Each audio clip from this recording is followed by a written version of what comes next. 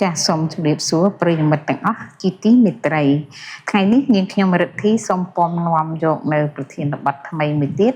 ស្ដីអំពីឥទ្ធិពលនៃវ័យចំណាស់ថាតើប៉ះពាល់ដល់គ្រួសារទាំងមូលដែរឬទេចាសសូមអញ្ជើញតាមដាននិងទស្សនាដូចតទៅទី1វ័យជរាមិនមែនជាបញ្ហាបុគ្គលថាតើវ័យជរាជាបញ្ហារបស់អ្នកណាប្រិយមិត្តជាទីគោរពជាទូទៅយើងតែងតែគិតថាភាពចាស់ជរាឬវាជាការឈឺថ្កាត់របស់មនុស្សចាស់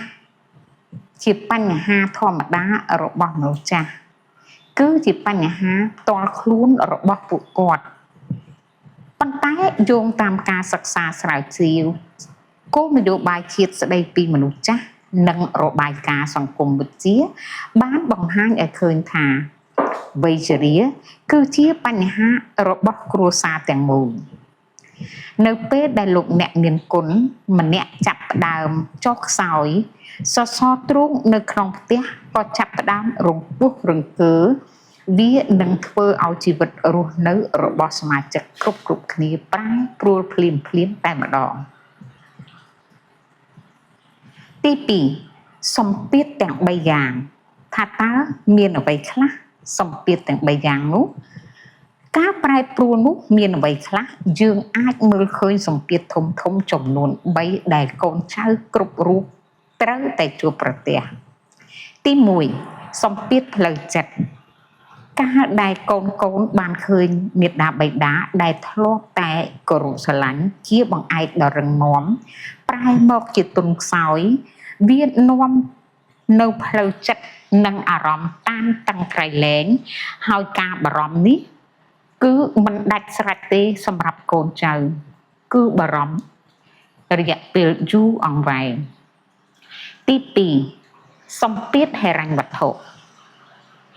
នេះគឺជាការពិតដែលមិនអាចប្រកែកបានសម្រាប់គ្រួសារគ្រប់រូបថវិកាដែលបានមកពីការសន្សំទុកសម្រាប់អនាគតឬកូនក៏ត្រូវបង្វែរទៅលើការហូបចុកលើថ្នាំសង្កូវនិងសេវាថែទាំផ្សេងជាដើមឡាក់ដែលជាបន្ទុកបន្ថែមដ៏ធ្ងន់ទី3ទំនួលខុសត្រូវលើពេលវេលាយើងត្រូវបែងចែកពេលវេលាដ៏មមាញឹកពីការងារដើម្បីមកកំដរមើលថែទាំពួកគាត់តើយើងត្រូវធ្វើតុល្យភាពបែបណាទី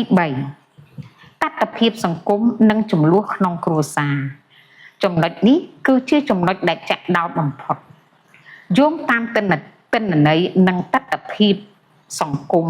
ដែលយើងបានប្រមូលផ្ដុំរកឃើញថាជាញឹកញាប់មានកូនតែម្នាក់គត់នៅក្នុងគ្រួសារដែលត្រូវទទួលរ៉ាប់រងមើលថែទាំឪពុកម្ដាយទាំងស្រុងដោយសារតែផ្ទះពួកគាត់នៅឆ្ងាយពីគ្នាឬក៏ជិតជាងគេដូច្នេះហើយដែលធ្វើឲ្យពួកគាត់អំរែកនៃការមើលថែមាតាបិតាគឺមិនស្មើគ្នា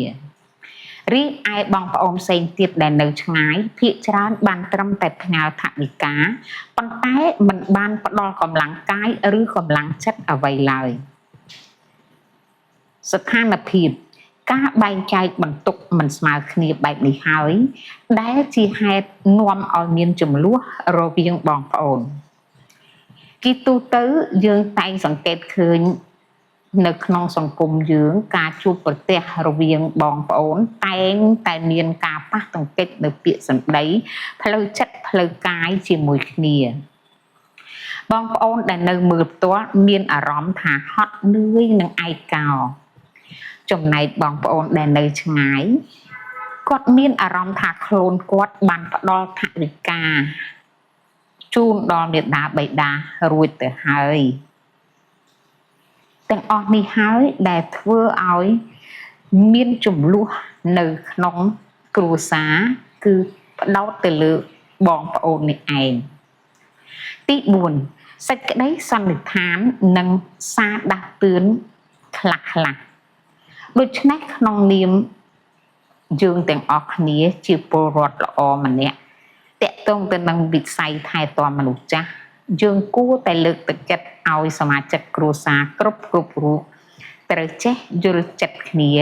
យល់អធ្យាស្រ័យគ្នាយល់អំពីស្ថានភាពនិងប៉ះប៉ូវឲ្យគ្នានៅរាល់កង្វះខាតដែលបងនិងប្អូនកើតមានការមើលថែឪពុកម្ដាយមិនមែនជាការដាក់ទណ្ឌកម្មទៅលើកូនម្នាក់ដែលនៅជិតនោះឬឆ្ងាយនោះទេប៉ុន្តែវាគឺជាសកម្មភាពរួមដែលកូនប្រុសស្រីគ្រប់គ្នា